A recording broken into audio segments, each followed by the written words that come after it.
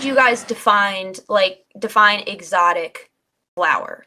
Because look, there is so many different like terms, and I know it's usually just used as a spice word, like here and there, but like how do you really go and find, like a first batch, like this is the first phenotype, first drop, like this is the freshest you're gonna get it? Like how do you go about, like what do you consider that like an exotic? How do you go about finding those exotics? Because for me, it's just been Instagram.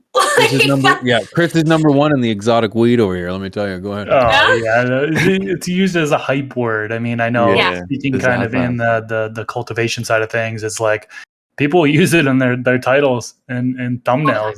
They'll list it up just to get clicks. You know what I mean? But what is it really? I mean, you're asking a great question. Like, is it actually anything different than normal stuff? I don't think so, right? It's like there's no really way of saying that that's different than other stuff.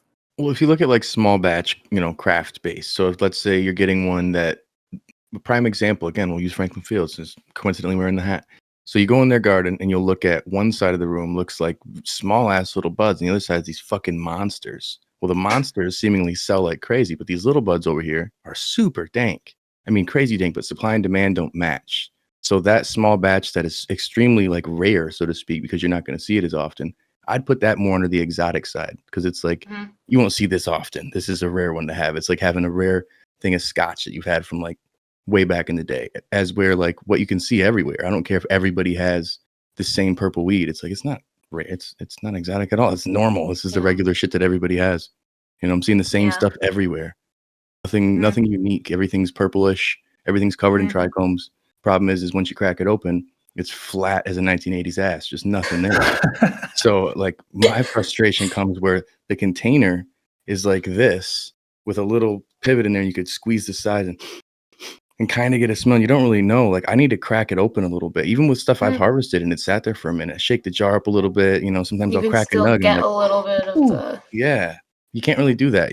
Certain places that can open the containers and waft it at you, or they have a sea vault or something like that. That helps, but otherwise you don't know based on look ever. So it's so hard with a lot of these dispos. It's like never had the food, but everybody says it's great based on what? Because the burger's presented well.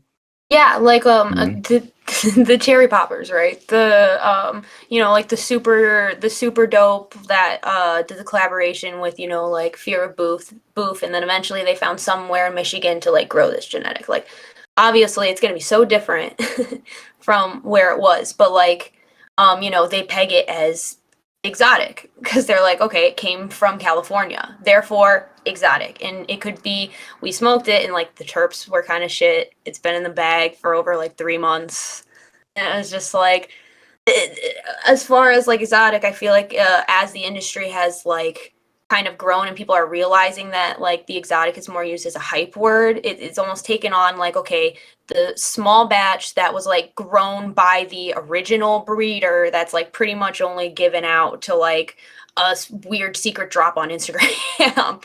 Because like as an average consumer, I was so tired of having to go to dispensaries and but I still wanted to get some of the fun stuff that I kept hearing about, like the cherry poppers. I'm like, damn, like I want to try that.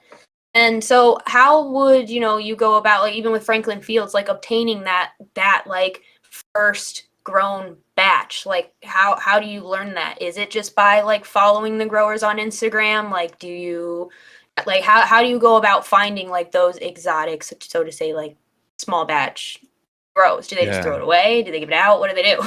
Well, this should be a situation I think about more on the dispensary side, because like, I mean, in their side, they've got botanical company too. So they're able to control display, which we're working on something with them where we'll have like a CLTV stamp of approval of dankness, because not everybody agrees with everything, so to speak. But like in a case of knowing what comes first and what's fresh, I think in the home grower world, we're actually looking at what's been cured longer and what's been grown and dried longer. So it's hard, but from the consumer side of things, it's what's been packaged, the least amount of time sitting, so to speak.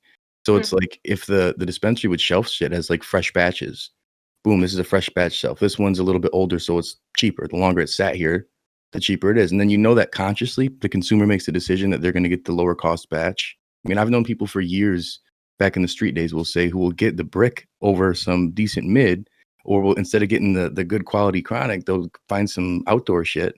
And I'm like, okay, but it was cheap. I got 2 ounces for this. I'm like, all right, Like, whatever. okay. If you're happy. Yeah. This FTS clip was brought to you by AC Infinity, leaders in garden innovation. Use discount code TheStash15 at checkout to save some money on your order. From the Stash Podcast.